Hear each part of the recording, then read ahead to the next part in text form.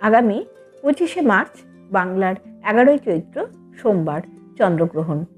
জ্যোতিষশাস্ত্রে গ্রহণকে যথেষ্ট গুরুত্ব দেওয়া হয়, সেই সঙ্গে কিছু প্রতিকারও রয়েছে।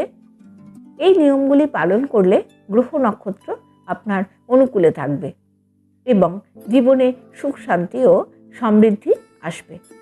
অর্থ সংকট কাটানোর জন্য চন্দ্রগ্রহণের পর জলে গঙ্গা জল মিশিয়ে স্নান করুন। ঠাকুর ঘরে ঘিয়ের প্রদীপ জ্বালান। এতে দারিদ্র্য দূর হবে এবং সম্পদ লাভের সম্ভাবনা শুরু হয়। আবার চন্দ্রগ্রহণের সময় সাদা জিনিস যেমন চাল, দুধ, দই, সাদা কাপড়, মিষ্টি ইত্যাদি দান করা শুভ বলে মনে করা হয়।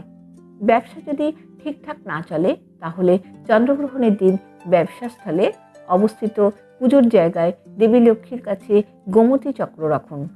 এরপর 1008 বার মা লক্ষ্মীর গায়ত্রী মন্ত্র জপ করুন। গোমতী চক্রকে দুধ দিয়ে শুদ্ধ করে তাতে রোলির তিলক লাগান।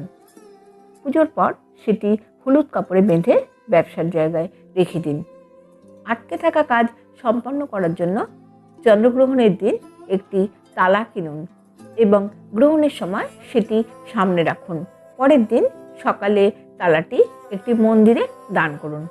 এতে অর্থনৈতিক উন্নতি বাধা দূর হবে, আটকে থাকা কাজে সাফল্য আসবে।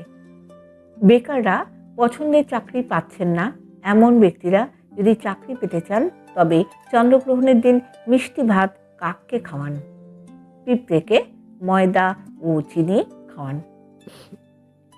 ভিডিওটি শুনে যদি আপনাদের ভালো লাগে তাহলে একটি লাইক দিয়ে অবশ্যই চ্যানেলটিকে সাবস্ক্রাইব করবার অনুরোধ রইল।